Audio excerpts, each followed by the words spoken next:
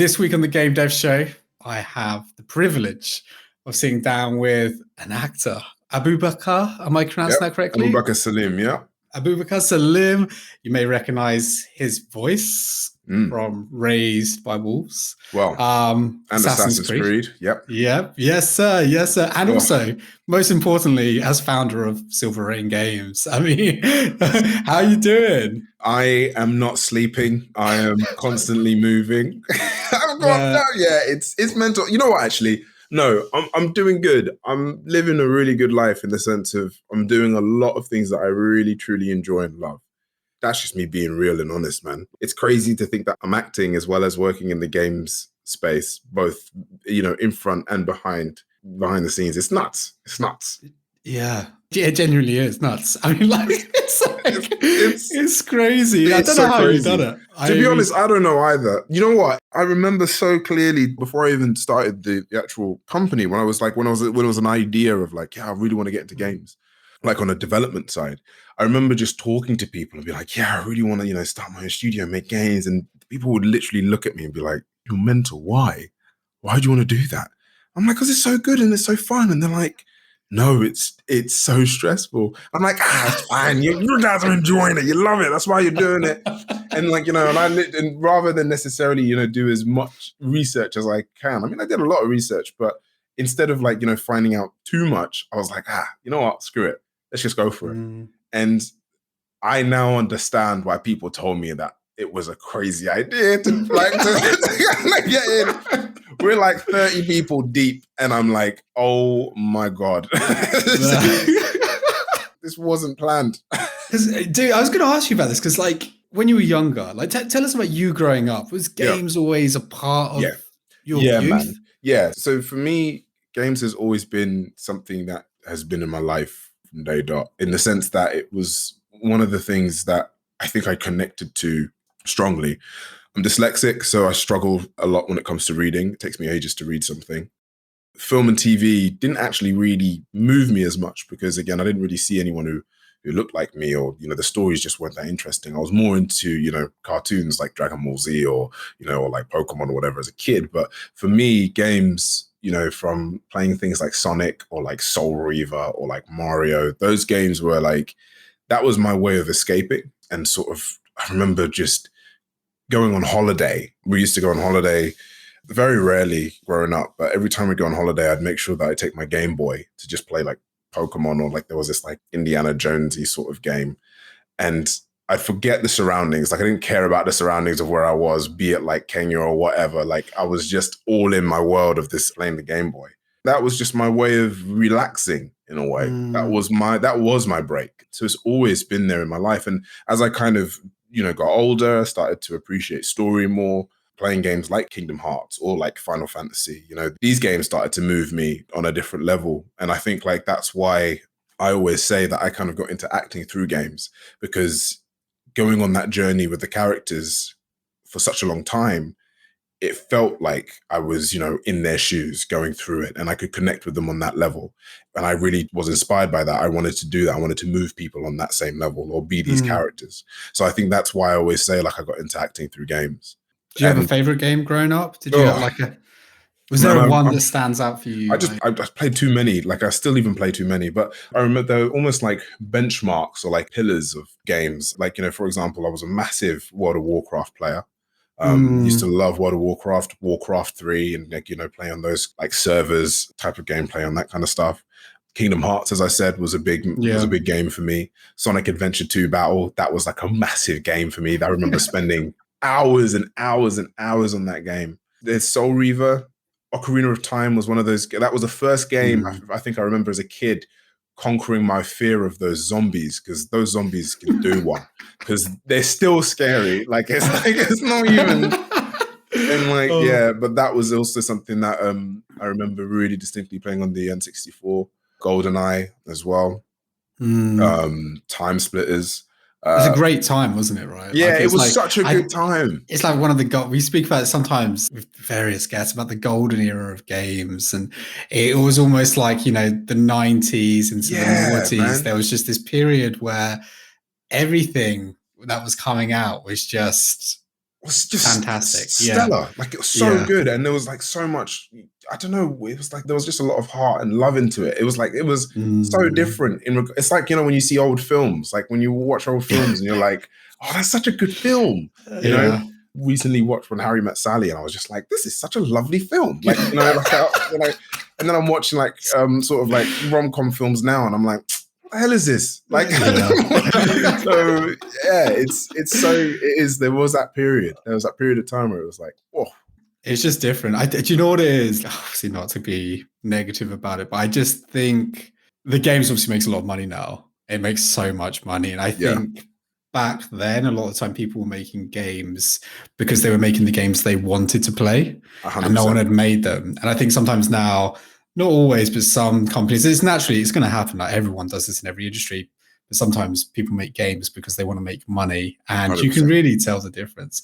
Do you know what? Obviously, your career is fascinating.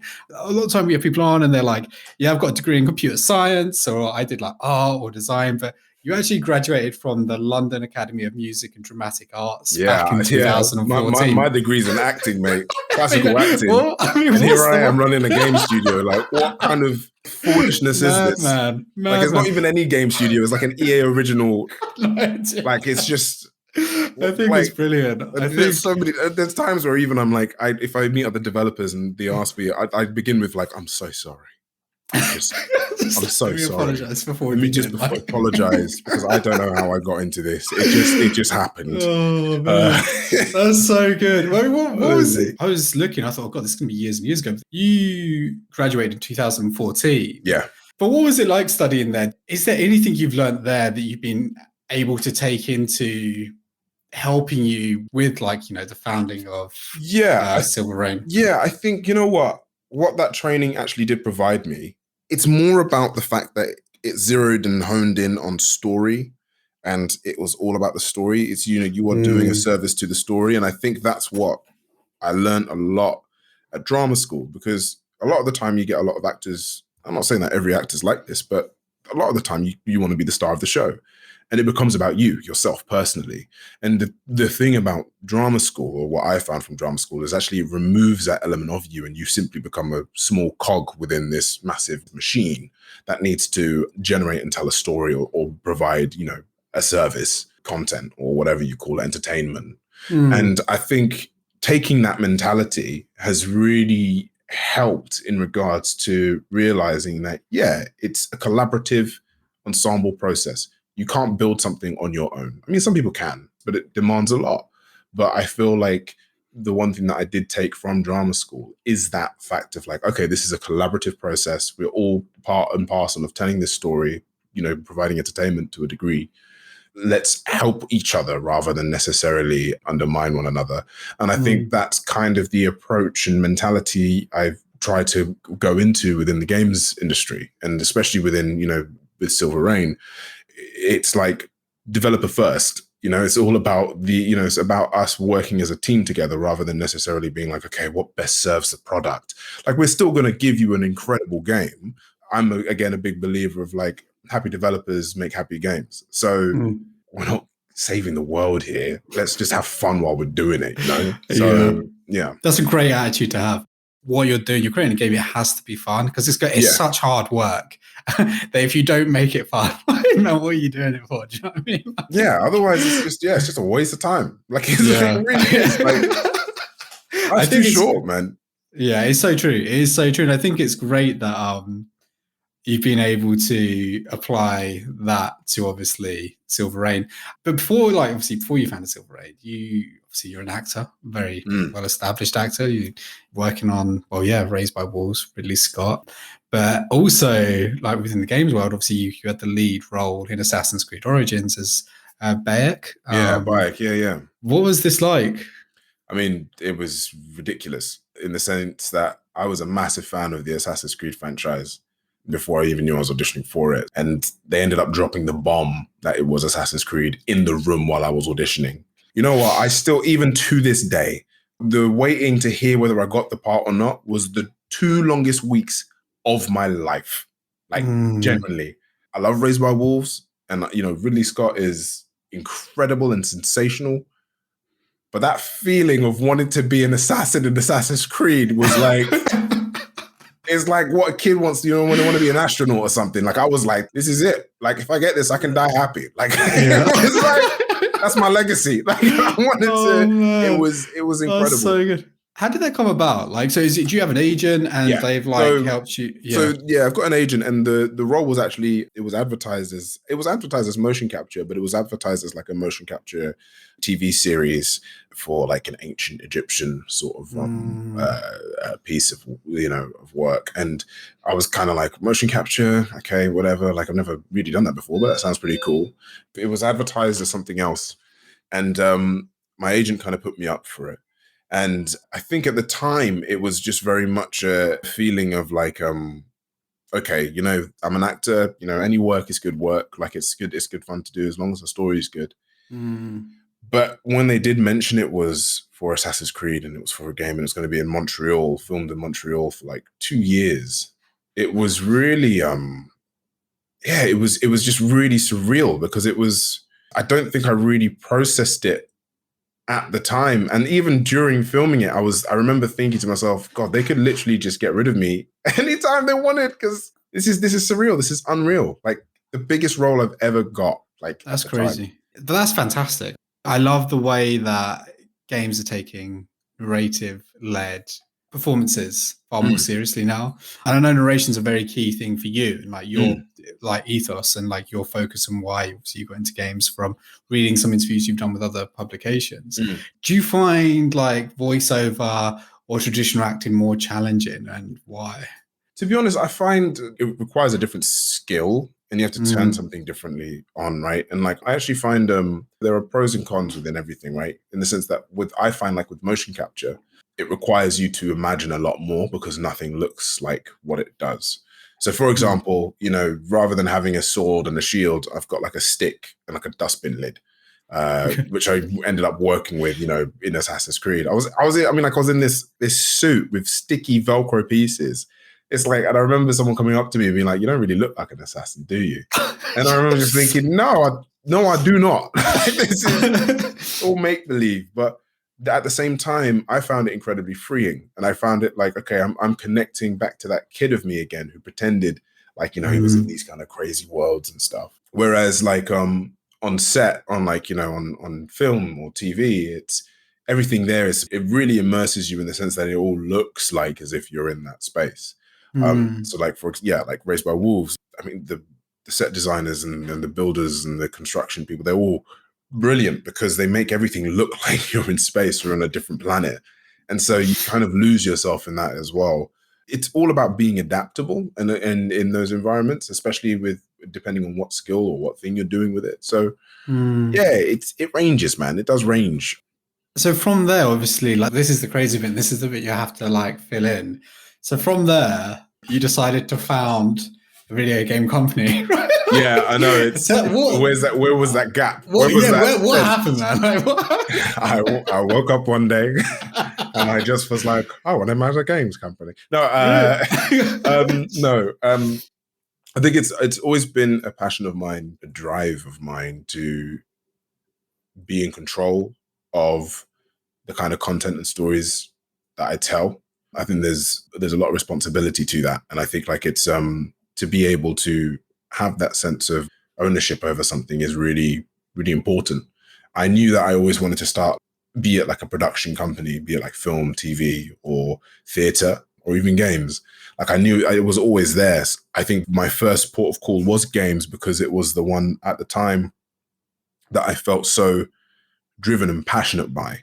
And like, games to me was something that I just really wanted to kind of click into, Yeah, 100%. And with Silver Rain, does that epitomize that? I mean, tell us about Silver Rain. What does it stand for? And does it make it unique? What makes it unique? So I think, the thing about Silver Rain, it's like the way that I see it, or the way that I think we as a company and how we're building it and how we're growing it, is that we are truly all about making an incredible experience, gameplay experience that connects to human truth to some degree.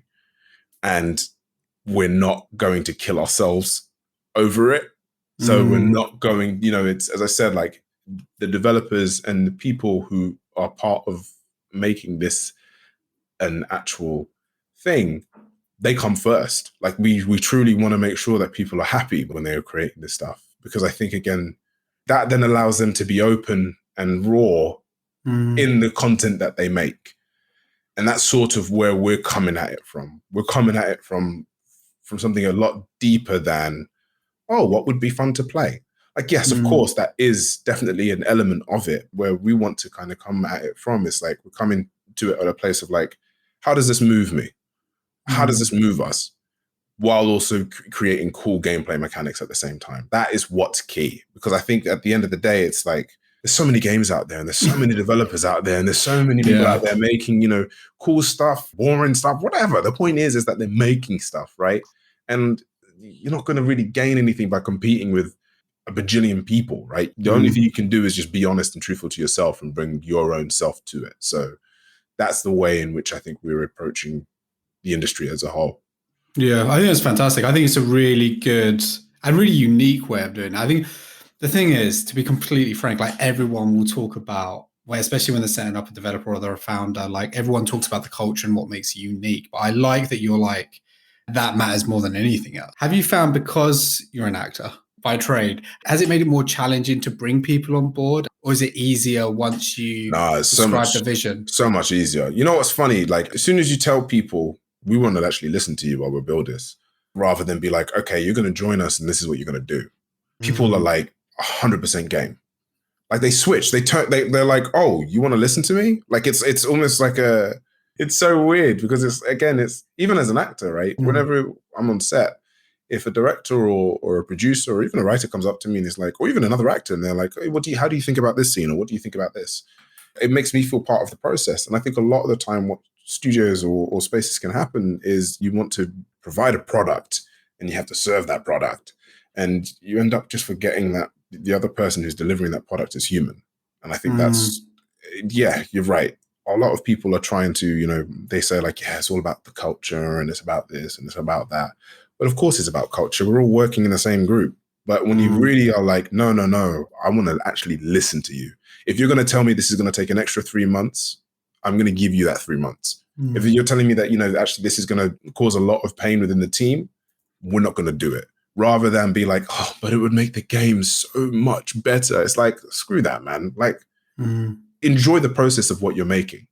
Yeah, I think that's brilliant. I think, do you know what? It's so true. Like, I think, especially as companies scale, naturally people fall into like categories, right? Like just by their specialism. Like it's an unfortunate byproduct of being excellent at something is that you're expected to perfect that aspect of the title. So if you're a fantastic artist, you might have brilliant ideas on game design, but the producer, the exec producer, the people who are paying for the project are going to be like, you're our lead, you're our art director. Like, we know you're great. Look, game design ideas are fantastic, but we would appreciate if you just went back to like drawing pictures.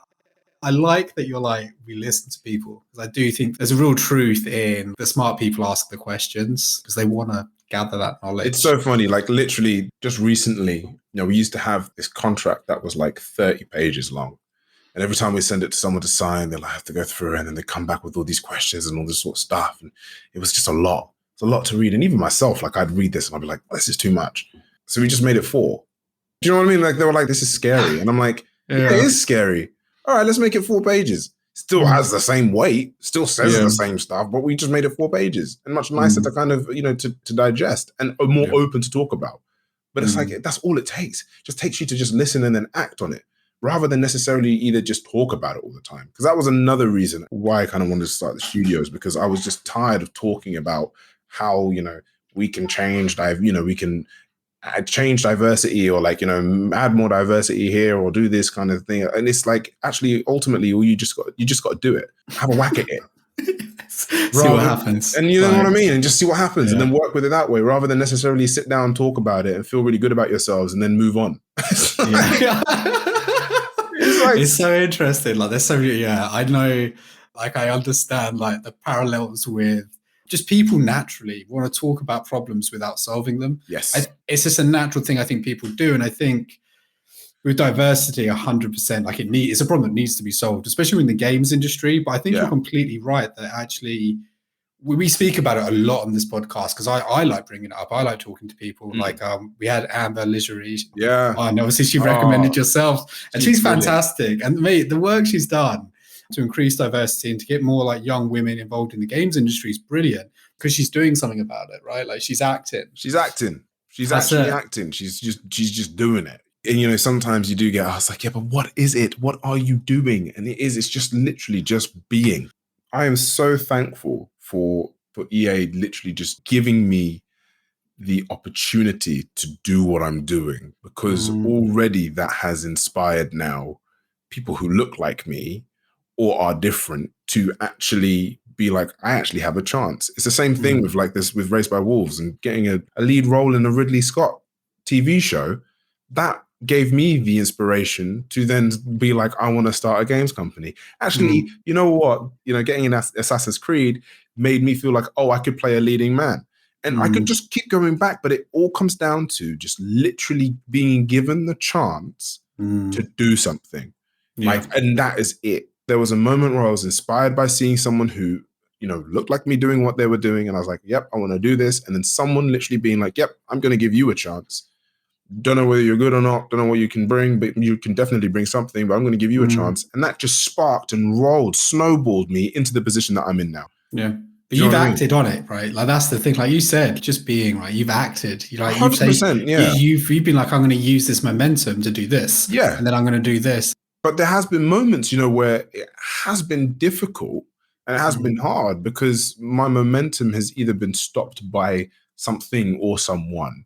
And yes, you have to kind of restart it again sometimes. And I you know, I get it. Sometimes it can be just tiring, but it comes down to, again, as I say, like it being like a communal thing of people just being like, you know, give them a chance.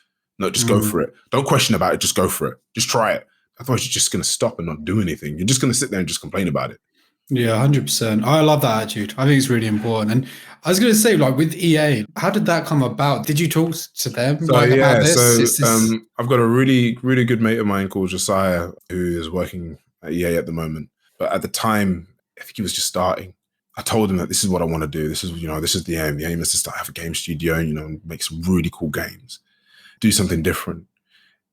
And bless him, man, he didn't have to. But again, it's that whole thing of like, he gave me a chance. He just literally was like, he threw my email and he was like, give me your deck. And I was like, okay, cool. So I sent him my deck over and he was like, all right, I'm going to send this over to all the EA people so that I know. And I'm like, mate, that's dangerous. You know what I mean? Like, that's stupid. What are you doing? He was like, no, I'm just going to do it. And he did. And it got the attention of the originals producers. And we just ended up talking. And I think they saw it. They saw this genuine passion from this actor who, you know, who genuinely has no idea about game development. He just wants to make a really great game. And I think, you know what? I think they just saw the heart and they were like, you know what? We're EA, man. We can take that chance. We can do it. And they did. And I've learned so much, so much. And it's truly like they've opened so many doors within my mind that I don't even realize was there. And that's essentially how it happened, mate. Yeah, it was just a sense of just meeting and talking to them about it and just really believing it, you know, believing in my own, what I kind of wanted to do and sort of trying to deliver that same feeling to them. How is this going to work with you in acting? Are you going to act in your game? Can you imagine? I just started in the studio just so I can act in it again. It's like, but why not? Why not? You know? No. I think my acting still exists. Like, you know, I think the studio has been designed to coexist with the work that I do as well. I've got a brilliant team of people that I'm surrounded by. Mel Phillips is one of them, and the idea is that I can still do my acting work and still work with incredible artists at the same time as, you know, working and developing a stellar game with stellar people. But even within the studio ourselves, we're kind of cool about people working on, you know, their own personal little projects or you know, their own little thing, because we're all artists at heart. You need that you need something else to kind of, get you excited to then come back and bring that excitement back into this space. So it just works because we've all got this deep understanding with each other. It's so funny. Someone asked me the other day in the studio, like, how do you feel being responsible for like 30 odd people while you're also, being an actor, like doing your own thing? Like, is that scary? And honestly, it really isn't, because I just trust that people know what they're doing, that we all care about this. And, I'll do my job along with you doing yours. And like, if we work together, it's going to be all fine. It's going to be all dandy. So as long as, so that's kind of where that responsibility and that fear is kind of negated, is because there is a level of trust there. You read about all the successful founders and CEOs, and the most important thing is that they build a team that they trust to execute their roles fully. Like they're almost like the conductor, right? You see on large projects, producer's almost like the conductor of the orchestra in many ways. And the CEO, the founder, is often the conductor of the organization. You're not playing all the instruments, but you're bringing in the people to play the instruments within that orchestra. And the best ones always just trust them to play their instruments fantastically. Yeah, man. Yeah, it really is. Yeah. Yeah, but that's great. So you're not sure about acting in your games, though. Look, if it happens, it happens, man. Like, guys, I want the lead role. Listen, I'm fighting. It's so like, even the game that we're making now, I'm like doing all the voices for at the moment, just as like placeholder. And even then, I'm still fighting with the team, be like, oh, maybe I could do this voice. And they're like, yeah, but mate, you're not a girl.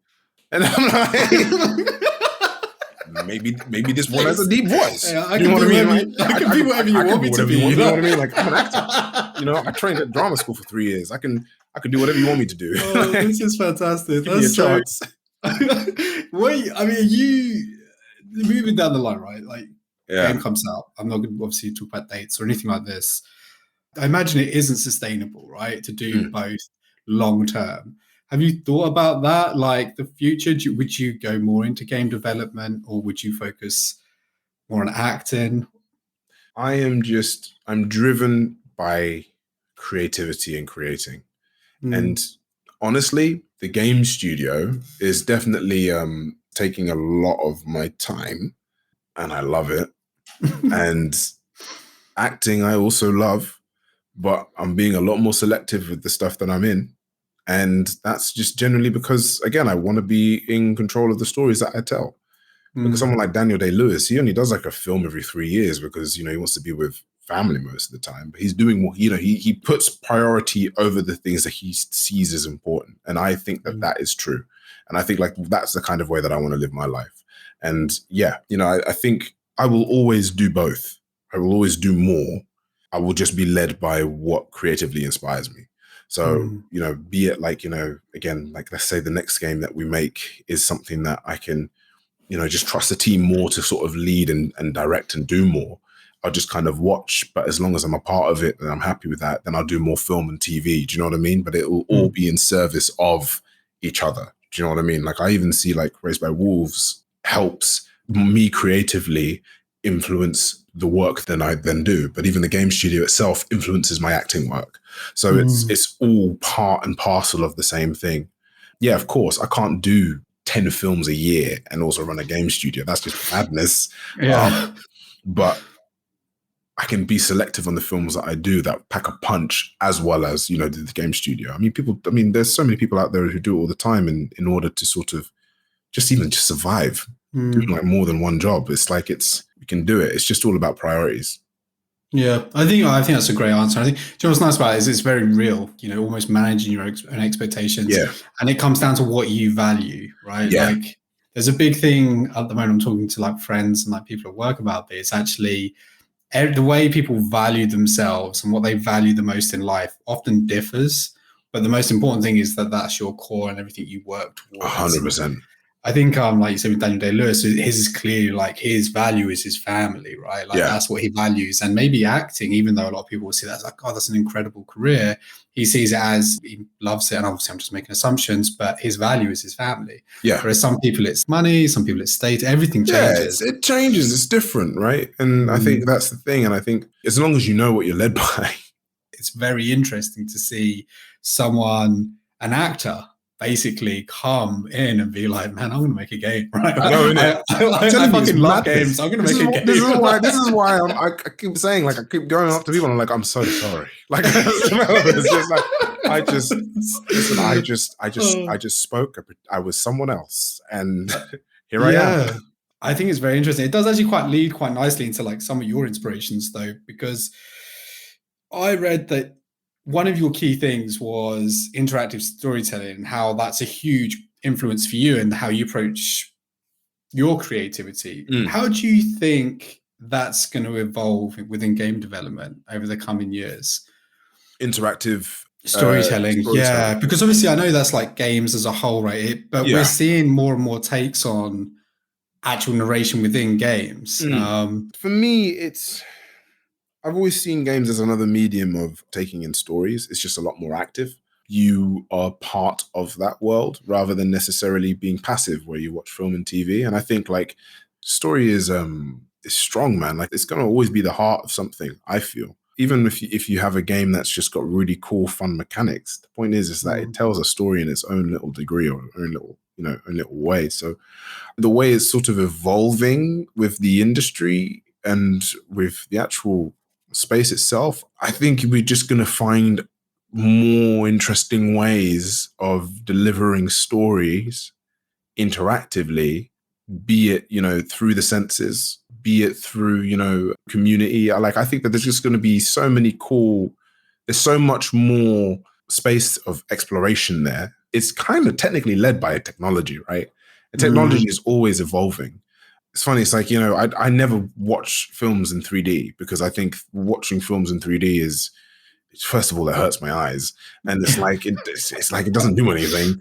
And whereas, I'm not getting much, but I always used to love those kind of like 5D rides where like the seats moving and someone farts and you can smell it, like, you know what I mean? Like it's like those kind of crazy things, because it's actively using me as an audience member. And I think we might be jumping into a space like that.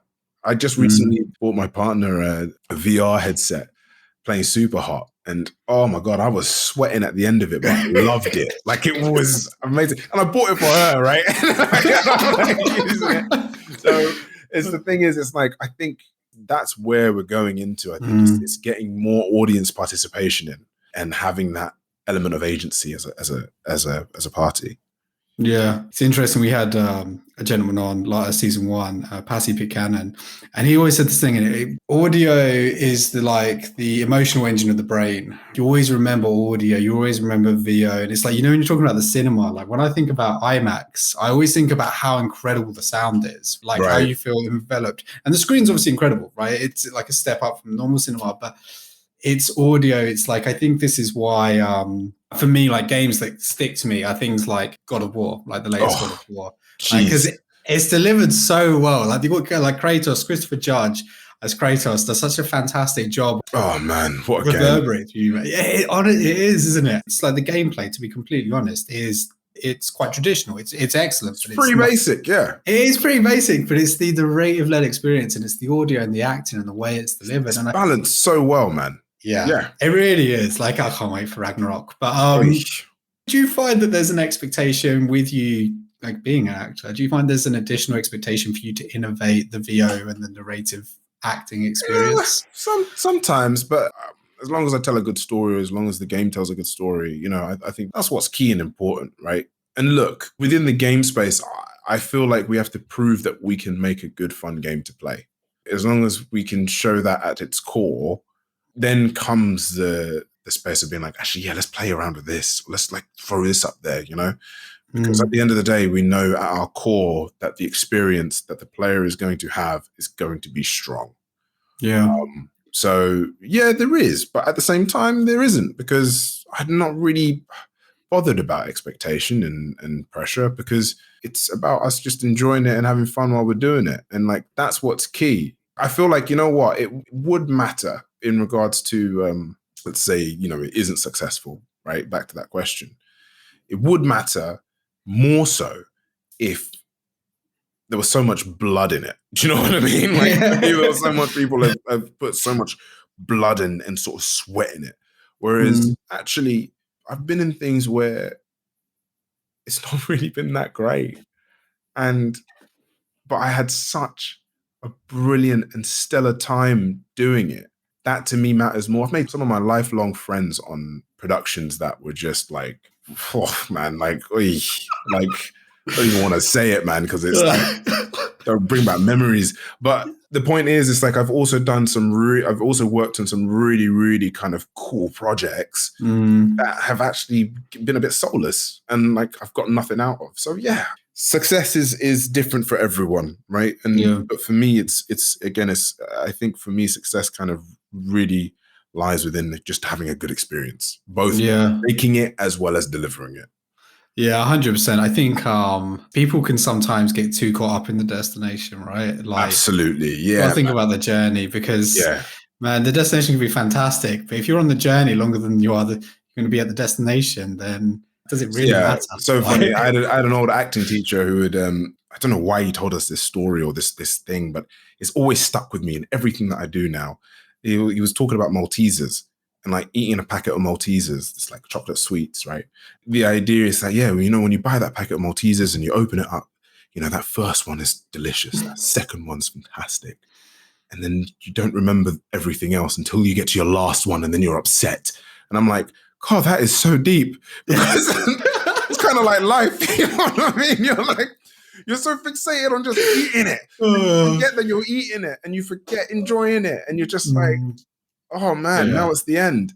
So that's brilliant. All the time I just keep thinking, just live your life like Maltesers. That's brilliant. That's what I'm going to take from this conversation. Seriously, man. It was so I don't even know why you even shared it with us, but it was so deep. I was just like, wow, okay. Man, that's crazy. That's these analogies, mate, they can come from all angles. I'm telling you. Honestly, I don't even know what that's got to do with acting, but it was just dude, moved me. But that could be the best lesson. You just like, do you know what I mean? Like, it's so true. Do you find that? Do you find, like, I was going to ask you about this actually with the acting and game dev. Do you ever find, because it's like a very unique position, do you ever find people trying to leverage you having your feet in both worlds, right? Like, say, do you know what? I'd love to come and work on what you're working at, your projects at Silver Rain. Is there any chance you could like introduce us to Ridley Scott? You and Ridley, you must go way back. Right? I mean, does that ever happen? I mean, not really. Sometimes, but like, but most of it. I mean, on that level of like, oh yeah, I'd love to work for you. Could you introduce me to Ridley? Like, tell him to jog on, because even I struggle to actually, talk to Ridley sometimes. You know what I mean? Like, but I do get a lot of people who do come and come over, and they're fascinated about the idea of working in games, but also learning a bit about the film side, or even the film side wanting to learn more about the game side. Yeah, and I love that. To me, that's like, I'm hungry for that. I think that that's where we can really explore truly that kind of that storytelling passion, because it's so true. These mediums are games, TV, film, theater, books, podcast, anything. They are just another sort of conduit to good storytelling or, connectivity. And I think like the more exposed we are to all these spaces, the more people we can reach, and the more exciting it is. I didn't know that you could even work in games as a kid, right? I had no idea. Like, I thought like you'd put the disc inside a PlayStation, like these magic elves make something happen. Like inside my video. That'd be so much more interesting. Much more magic. Can you imagine when you start opening your PlayStation, realizing it's just a bit of like all these electronics? But the thing is, like, I had no idea you could work in games. If I knew earlier on that you could, I probably would have jumped into the games industry a lot sooner. So this is the thing. I think that's just knowledge. Knowledge sharing is key.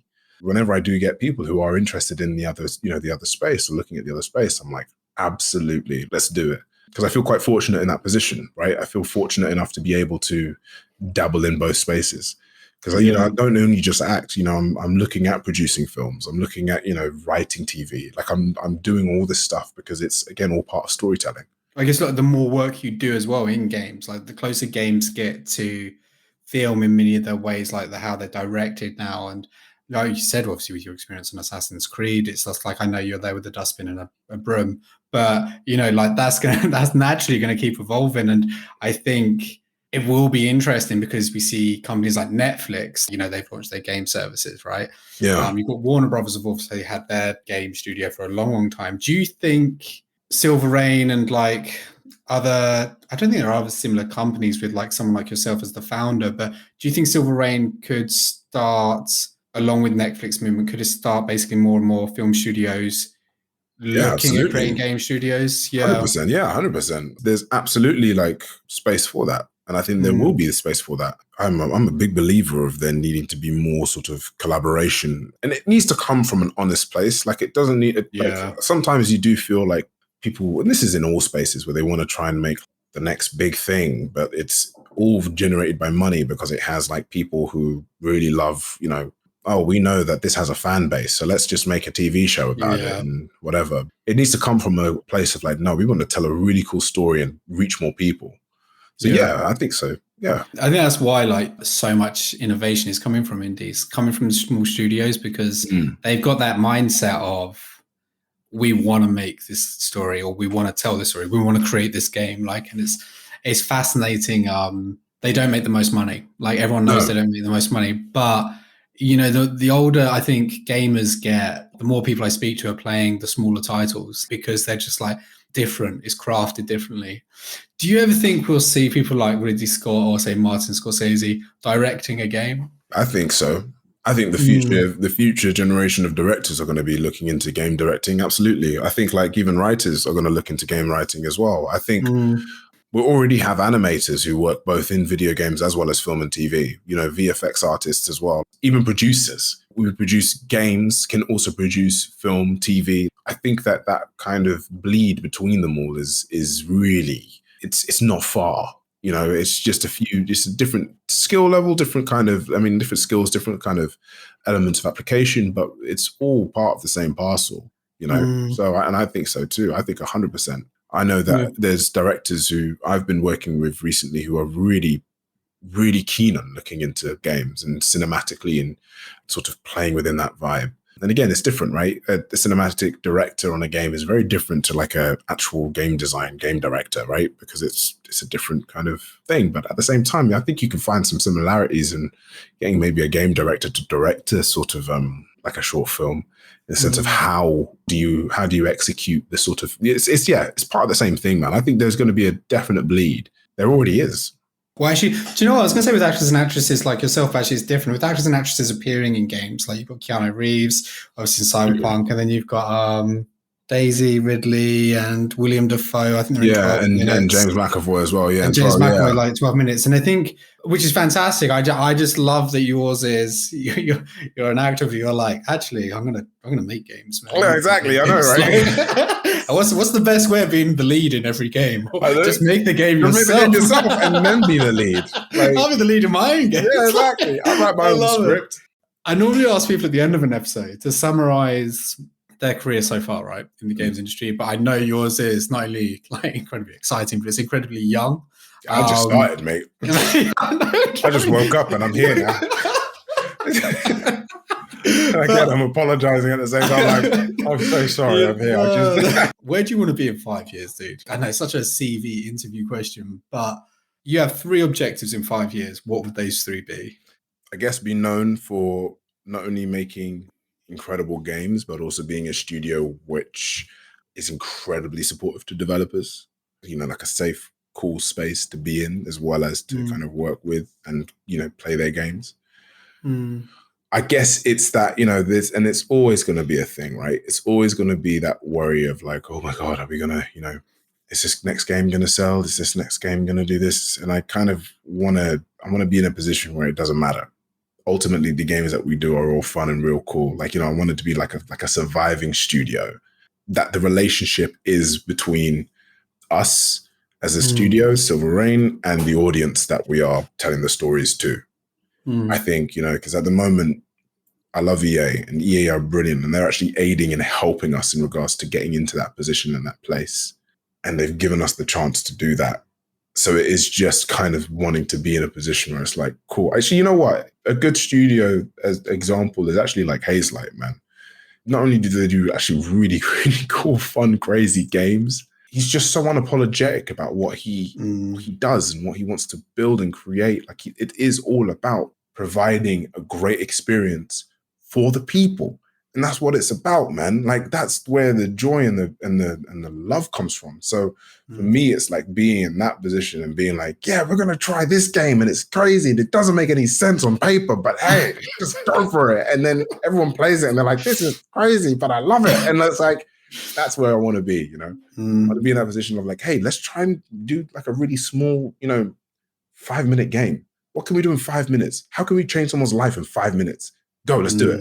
And then just do it. And, be it whether it works or not, we'll be like, hey, at least we tried. And then move on to another thing. You know what I mean? That creative freedom.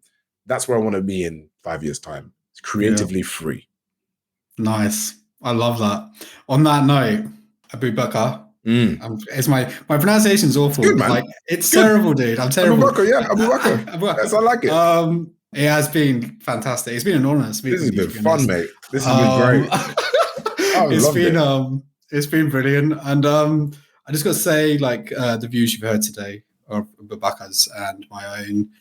They do not represent our employers. And if you want to reach out to us, you can at gamedevshow@ptw.com.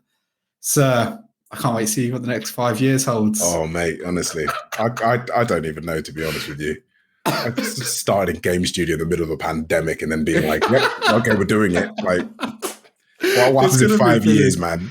Oh, man. I can't wait to have you on here and you're going to be grey and you're going to be a wreck of a man. I'll be like, you know what? Game dev can do one. You're like, I love acting. I'm just going to be a farmer, to be honest. Oh, don't be farmers. Like, I'm sorry. No, they have it hard, man. They have it hard too. Sir, pleasure. Thank you. Take care, man. Thank you, man.